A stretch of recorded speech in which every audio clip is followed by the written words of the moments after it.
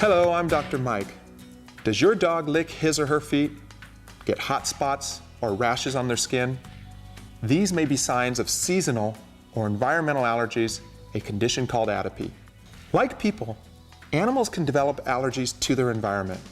However, atopy in dogs usually results in cutaneous or skin irritations. Today, we're going to meet with Dr. Wayne Rosenkrantz, who is board certified in animal dermatology. Atopic disease or atopic dermatitis or atopy are all terms that basically indicate a genetic tendency to become sensitized to environmental allergens. So some of the more common things that animals can develop allergies to are things like the common house dust mite or various trees, grasses, weeds, a variety of different pollens. And these are some of the more common things that we would, identify or associate.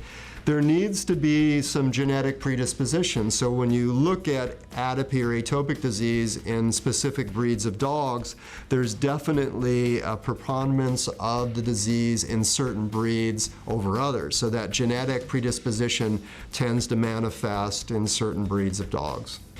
The clinical signs of atopy are variable, and sometimes it can be limited to just one part of the body, or it can become more generalized, particularly as the disease progresses, as the pet ages. Some of the key areas for atopic dermatitis for the owner to be aware of would be ear infections, face rubbing, paw chewing, recurrent infections anywhere on the body that's associated with itching and scratching and rubbing. As far as secondary complications from allergies, the most common secondary complications are skin infections. And these can involve bacterial infections as well as yeast infections. The bacterial infections can be variable, but we do see staph infections in dogs. A large percentage of these are not the methicillin-resistant type infections, although on occasion those can occur. These are not typically contagious to people as a rule. The yeast infections that dogs get with atopic dermatitis can be particularly problematic because yeast infections, just like when they occur in humans, can be particularly very itchy. And this can complicate the underlying allergy disease tremendously by accelerating or increasing the itch symptoms. The yeast infections in dogs have a tendency to affect skin fold locations, ears, paws, neck folds, armpits, groin. Those are the areas that are most commonly affected.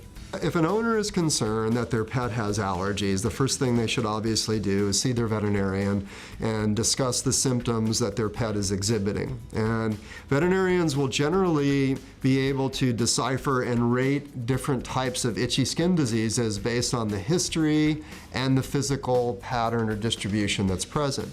So veterinary attention is probably the most important first, and then discussing the options based on that pet's particular symptoms with the veterinarian would be the next step. So when we are diagnosing atopic dermatitis in the dog, the hallmark of the diagnosis is actually made based on history and physical findings and ruling out other differential diagnoses. So this is important that veterinarians check for parasites and they rule out parasites and they treat infection. Or maybe they'll put your dog through a food trial, which could mimic atopic dermatitis as well. So once your veterinarian is convinced that we're dealing with atopic dermatitis and we've ruled out the other differentials, to determine which items to desensitize your pet to, that can be done through either an intradermal skin test, which generally is going to require a referral to a specialist such as myself, or they can run a blood or in vitro allergy test that can be sent to an outside laboratory. If you recognize the clinical signs described, you should contact your veterinarian. Your veterinarian will perform specific tests to determine if your pet may be suffering from atopy. I hope this information was helpful, and thanks for watching.